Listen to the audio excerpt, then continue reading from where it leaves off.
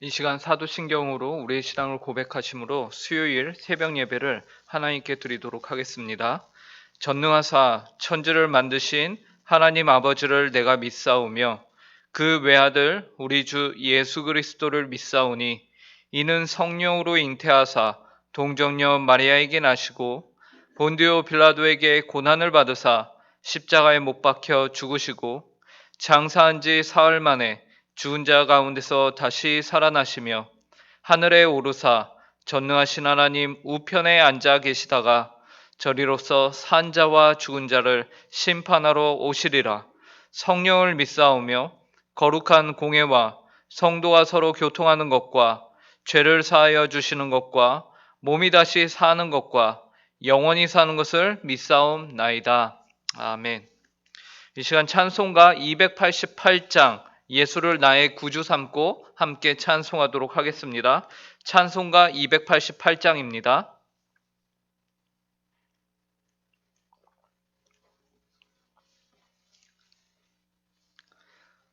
함께 찬송하도록 하겠습니다. 예수를 나의 구주 삼고 성령과 피로써 거듭나니 이 세상에서 내 영혼이 하늘의 영광 누리도다. 이것이 나의 간증이요 이것이 나의 찬송일세. 나 사는 동안 끊임없이 구주를 찬송하리로다.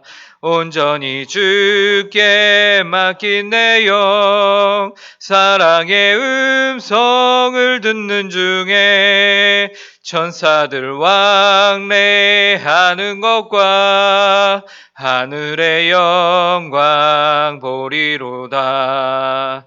이것이 나의 간증이요 이것이 나의 찬송일세. 나 사는 동안 끊임없이 구주를 찬송하리로다. 주 안에 기쁨 누림으로 마음의 풍랑이 잔잔하니 세상과 나는 간 곳 없고 구속한 주만 보이도다. 이것이 나의 간증이요 이것이 나의 찬송일세. 나 사는 동안 끊임없이 구주를 찬송하리로다. 아멘. 함께 기도하도록 하겠습니다. 하나님 아버지 참으로 감사합니다. 주님께서는 모든 생명을 주관하시는 하나님이신데 오늘도 저희에게 생명을 허락하여 주시고 새날을 허락하여 주시니 감사합니다.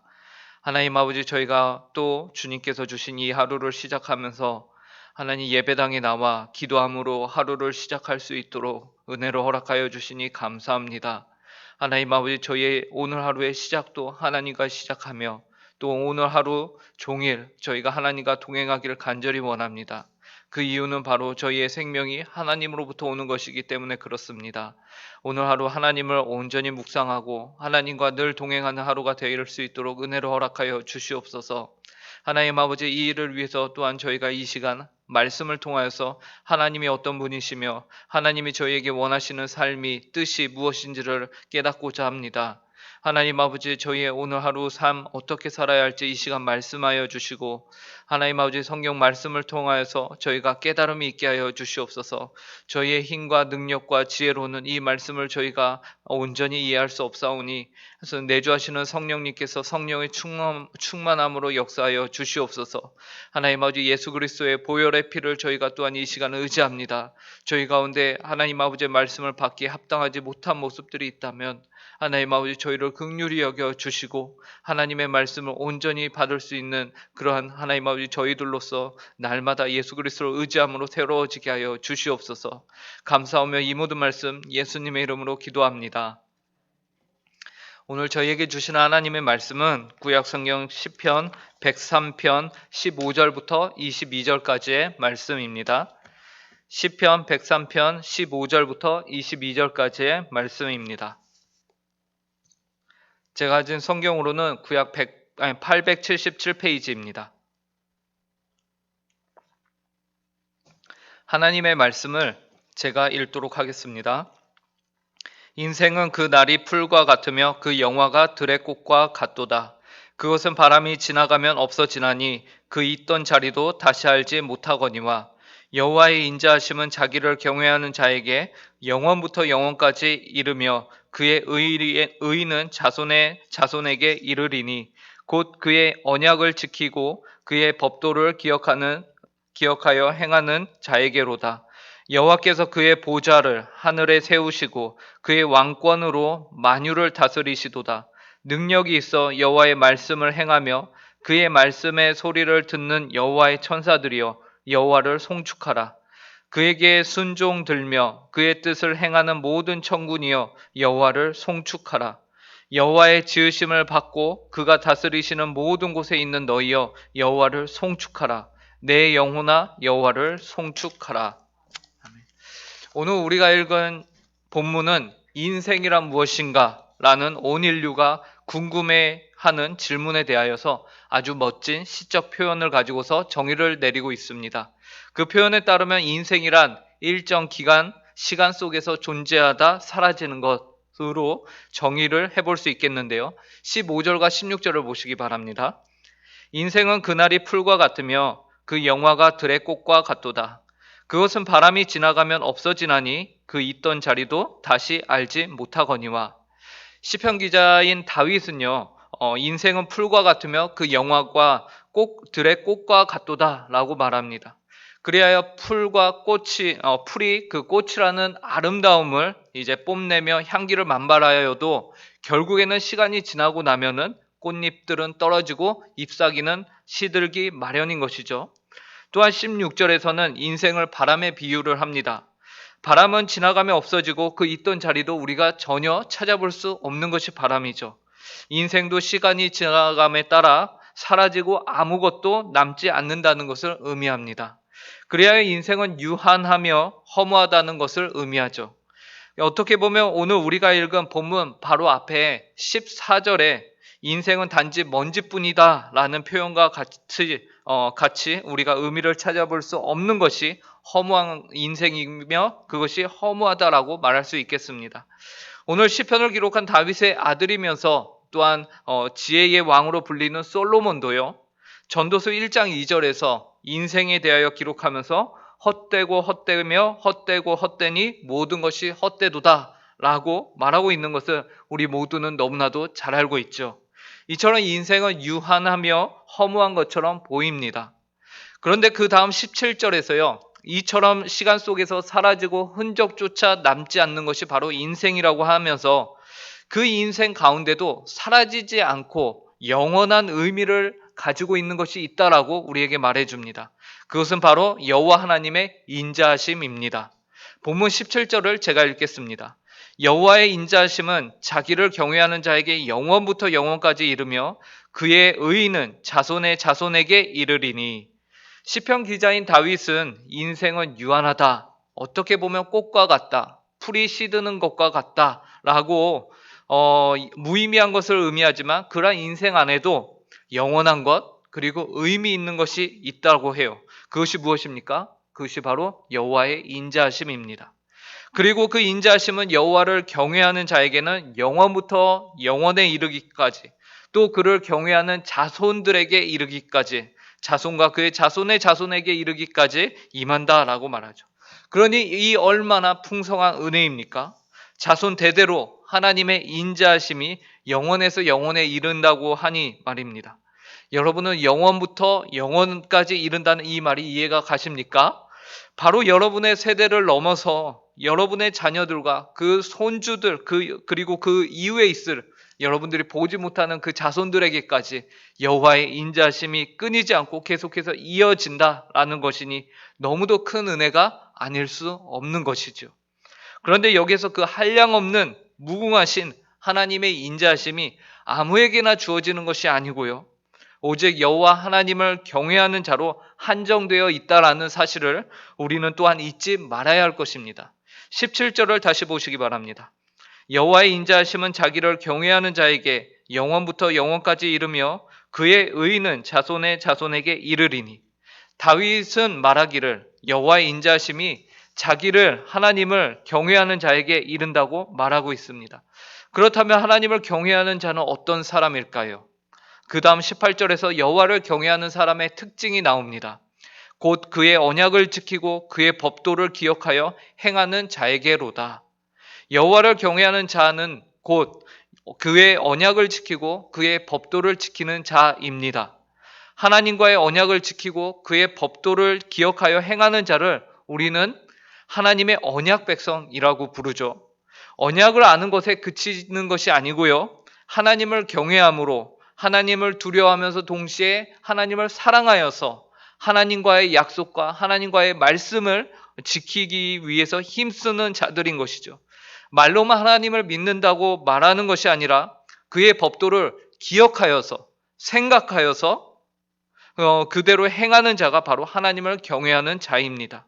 말로만 하나님을 믿는다고 하고 정작 그의 삶은 하나님의 말씀과 법도를 지키지 않고 기억도 하지 않는다면 그것은 하나님을 경외하는 것이 아니라 오히려 하나님을 기만하는 것이에요.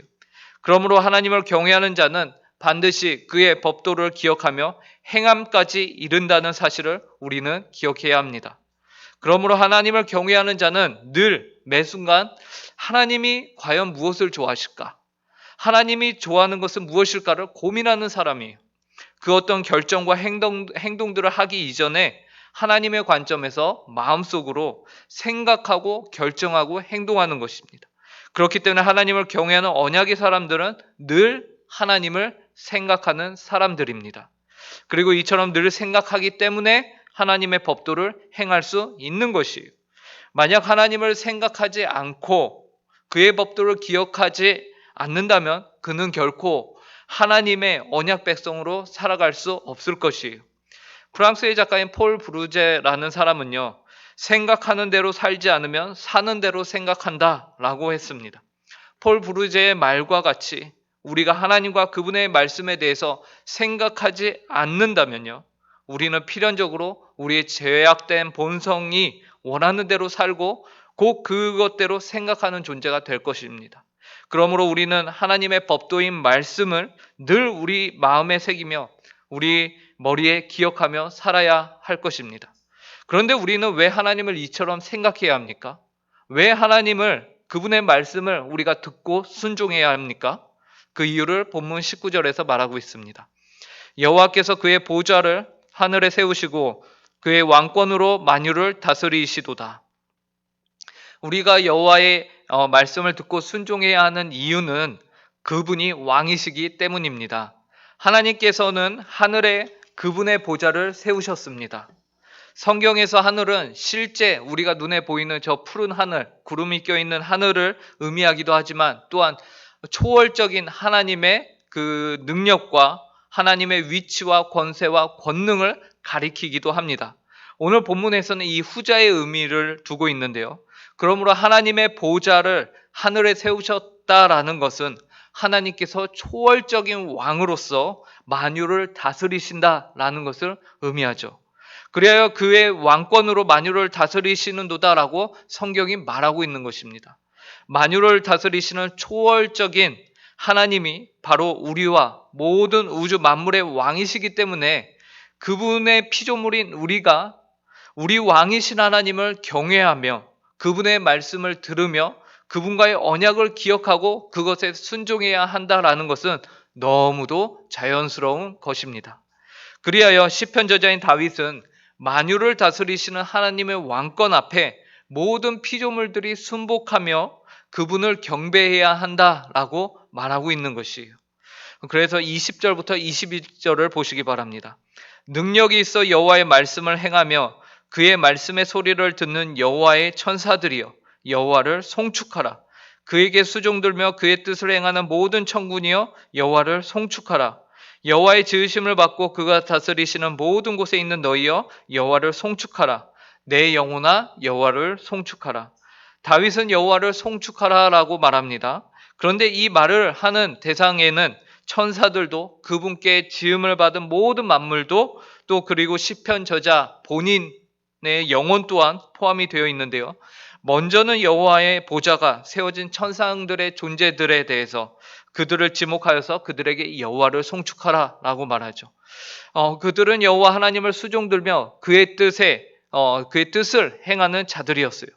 하나님의 통치와 하나님의 경배를 받으셔야 하는 하나님의 통치와 하나님을 경배해야 하는 영역이 단지 눈에 보이는 이 세상만이 아니고요.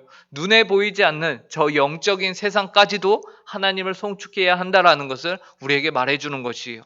또한 다윗은 22절에서 여호와의 지음을 받은 모든 피조 세계가 그의 다스리심을 받기에 여호와를 송축해야 된다라고 또한 말하고 있죠. 이 세상은 무에서 유로 창조되었습니다. 그 모든 창조의 능력 밖에서 홀로 존재하는 것은 아무것도 없죠. 그렇기 때문에 이 세상에 눈에 보이는 모든 존재들 또한 만물들 또한 하나님을 찬양하는 것이 마땅합니다. 그리고 22절에서 그렇기 때문에 여호와의 지으심을 받고 그가 다스리는 모든 곳에 있는 너희여 하면서 여호와를 송축하라라고 말합니다. 그러므로 온 세상에 존재하는 모든 피조물들은 마땅히 우리를 포함해서 여호와를 찬양해야 할 것입니다. 그리고 마지막으로 다윗은 자신의 영혼을 향해서 내 영혼아 여호와를 송축하라라고 말합니다. 다윗의 이 고백은 다윗만의 고백이 아닌 오늘 시편 103편을 읽는 모든 신자들에게 주어지는 고백입니다. 이처럼 시편 104편은 우리에게 여호와 하나님을 송축할 것을 명령하고 있습니다. 내 영혼아 내 속에 있는 것들아 여호와를 송축하라라고 말합니다. 그 이유는 그분이 위대하신 왕이신 하나님이시며 유한한 인간에게 영원한 인자하심을 베푸신 하나님이시기 때문에 그렇습니다. 오늘 하루도 하나님의 무궁무진하신 은혜를 묵상하며 감사하며 찬송으로 여호와의 이름을 송축하는 모든 성도님들 되시길 간절히 바랍니다. 함께 기도하겠습니다. 하나님 감사합니다. 오늘 시편 103편을 통해서 저희에게 인생은 풀과 같고 그 영화가 들의 꽃과 같다고 말씀하셔서 우리가 어떤 존재인지를 다시금 알려주시니 감사합니다. 이처럼 바람과 같이 쉬이 사라지는 유한한 인생이지만 그럼에도 우리 안에 영원한 가치가 있음을 또한 알려주시니 감사합니다. 영원한 가치, 하나님의 인자하심을 주님을 경외하는 자에게 영원부터 영원까지 허락하여 주시니 감사합니다. 그 은혜에 보답하여 감격하여 감사하여 저희가 하나님의 언약을 지키고 법도를 기억하여 행하는 언약 백성으로 살아갈 수 있도록 하나님 저에게 은혜를 허락하여 주시옵소서. 여호와를 송축하는 하루를 살길 간절히 구하며 이 모든 말씀 예수님의 이름으로 기도합니다. 아멘. 하늘에 계신 우리 아버지여 이름이 거룩히 여김을 받으시오며 나라의 임하옵시며 뜻이 하늘에서 이루어진 것 같이 땅에서도 이루어지이다. 오늘날 우리에게 일용할 양식을 주옵시고 우리가 우리에게 죄 지은 자를 사하여 준 것 같이 우리 죄를 사하여 주옵시고 우리를 시험에 들게 하지 마옵시고 다만 악에서 구하옵소서. 대개 나라와 권세와 영광이 아버지께 영원히 있사옵나이다. 아멘.